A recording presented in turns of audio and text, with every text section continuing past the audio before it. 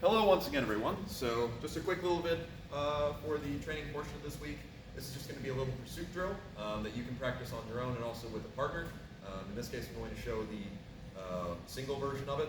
The idea here being that you are using gathering step footwork to load up a cut and follow, and then also using gathering step footwork to retreat. So the idea here would be, first off, let's talk a little bit about gather steps. They can look like a couple different things. In their most technical sense, they are in, out. Right? Now, important thing here is that I'm bringing my back foot up, then I'm pushing my front foot out to the point that I'm just in stance again. That's its most normal form, and certainly if we're talking about in regards to, just movement while maintaining something you have, you want that. But through a little bit of practice, you can start turning this into more like a loaded lunge. So that starts to become boom, boom, where now I'm pushing off of that loaded foot to get a bit more in my gather. This can be kind of compared to a passing step in regards to power, and can be very good for launch and thrust, be they half sword or two hands in the sword, and also very good for what we're about to do, which is movement in a linear plane. So, here's how I want you to do it. You go ahead and start off at the shoulder, what have you. What I want you to do is go ahead and raise up into either an ox on either side, or a fenestra for that matter, right? Or a flug on either side. You could also do the central, but since we're going to pass with it, I'm going to go ahead and say move more into a flug on each side. Now the idea here is that I've got a point forward guard, so that way I can safely pursue. You don't want to be pursuing with your tip back, as that leaves you open to counters.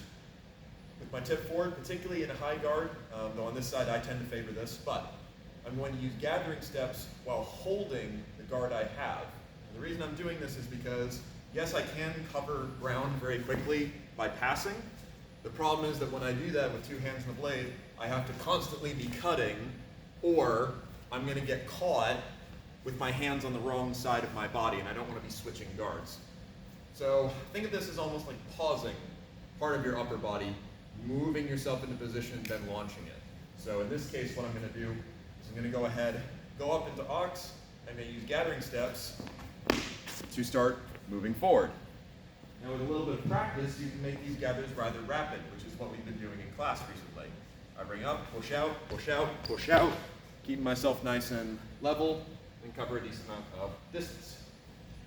Now as I hold that up there, when I'm close to target, I'm just going to launch out with an overhaul or fendente. Doesn't really matter, right? In, cut.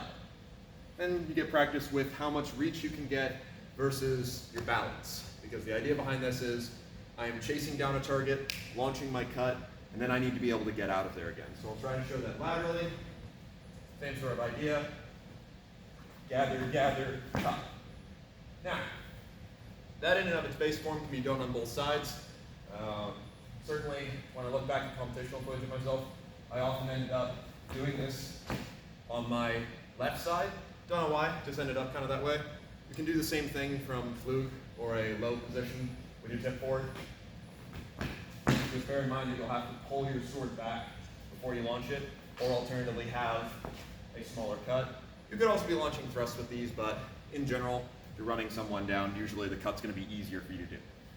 Okay, now, as the baseline, practice this on both sides. I like to do usually 3 or 4 steps, so up, 1, 2, 3, cut. Okay, then I'll go ahead and do it on the other side. 1, 2, 3, cut. Get used to that. Now we're going to start adding our withdrawal into it. Now, if we're talking about central line, whenever you are fighting with two hands and a sword, boom, whatever you're doing, you're usually going to hit on one of the off lines. Not always, but usually. As such, following my strike, I want to make sure I'm exiting at an angle again. If my opponent is squaring up with me, it's usually best for me to cut back onto the central to get away from them. If they haven't circled with me, it's best for me to cut a little bit harsher of an angle that I was originally going. This just buys me more time for them following. So let me talk about that a little more in detail. Basically, you want to try and put as much distance between you and the sword's afterblow coming in. And afterblows can of course be any cut or thrust or anything. They could even be throwing the sword if we were talking about that. So in general though, most times you hit people are going to be one of two times. Either you got them before they could get their dominant action out, in which case that means that you have to fear the afterblow coming from right to left. Or you got them following their initial parry or action or what have you. You've hit them on the right side, so now you have to fear a left after blow. Now, in regards to the two, if you get your initial action in, so you step up, stifle me, it is best for you to outrun where I'm going to go, that being exiting off to your right side away from me. It's a lot harder for me to catch you. I'm not going to be able to bring this around in good time. You'll escape. If you catch me, you come in, let's say I'm trying to do a parry or what have you, you hit me here, same idea. Better to exit now off to your left side, as that will be a lot harder for me to follow against you.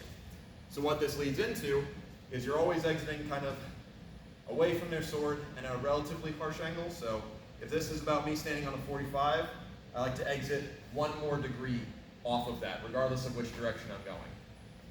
Gathering steps are particularly nice for this, along with just going into some form of Hangenort or Fenestra is great because it covers your head, and more often than not, because that tip is in the way, it's hard for them to deal with it.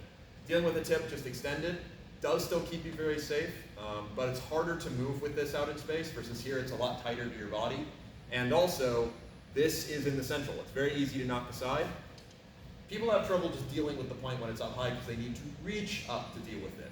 So me keeping this up here, not only do I still get the benefit of having a live point to scare you with, not only do I get the benefit of being able to turn this even flat, regardless of what style you do, to make this a bigger shield above my head on either side, but also I get the benefit of, if you touch my blade, I'm threatening you with a nice big cut that, especially if you're chasing me down, probably willing to give it.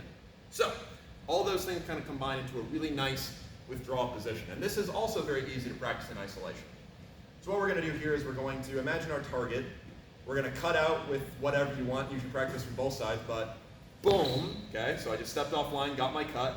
Now I'm going to withdraw. In this case, since I succeeded in my dominant action, I'm going to take my back foot, step about one more degree over, and at the same time I'm going to lift into Fenestra or Ox to guard myself. My personal favorite on this side was to go into a flat Ox, as I just like the added surface area, but doesn't really matter. So I go up as I move over, and it's going to be 1, 2, 3. Now I'm safe again. Always step about 3 back, right? If someone follows you more than 3 steps, then you can start worrying about cutting them again. But very rarely they do. So here's that again. Action, up, 1, 2, 3. Pretty safe. Now you can do the same on the other side, right? You can even do a combination. I could go 1, 2, 1, 2, 3. Same sort of idea. And all I'm doing is just making sure that I'm withdrawing at a nice harsh angle, what have you. You can also practice this and just make it habit by working in drill with people. Anytime you successfully land a blow, regardless of what drill, as long as it doesn't disrupt the rest of it, add that retreat. 3 steps, always safe. And for this it is just gathers, and with practice, you'll get pretty good at pushing yourself back. The thing you want to focus on is what I call Raptor Feet. So imagine that my toes here are digging into the ground. When I pull this foot back, I'm pushing into the ground with my whole foot and really shoving myself off it. Don't try to do this with your heel. That puts too much weight on your back foot, straightens your legs, it's not a good time. Use the ball of your foot to push down. Okay, so we got forward and backward, being used as pursuit and being used as withdraw. Now let's talk about using it together. This is a fun little drill that I dreamed up the other day. So, what I'm going to do, start up high, right? I'm going to pursue, pursue, cut, guard, retreat, retreat, and then I will be ready to now pursue on this side, right? So here's that again. Up on your right, pursue, pursue, cut, guard, retreat, retreat, and now I can either cut back out of this, follow my retreat and reset, or I can stay here, pursue, pursue, cut, retreat, retreat. You can do that linearly, or you can start adding some angles into it. Just kind of depends. Personally, I recommend if you're going to do the swapping sides like this, pick a central target. It can be a dummy, it can be a Pell, it can just be a spot on the floor, and work under this pretense. So start nice and far away, right?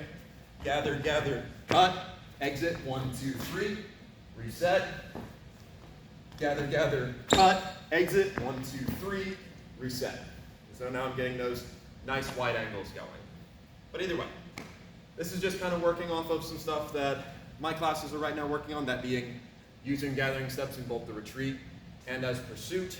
Other things they can be used for, of course, you can add thrusts, you can do different sorts of cuts. These are just kind of the baseline. Be imaginative with it, see what you can get. As well, when it comes to retreats, if you need to switch sides again for whatever reason, so let's say, for example, I'm withdrawing on my right side. Maybe I don't feel comfortable staying here for long periods of time for whatever reason. I can gather back a couple times, cut, then gather back on the other side. This can also be done in the front. So you can practice, for example, gather, gather, cut, up, gather, gather, cut. Or I can do this in retreating.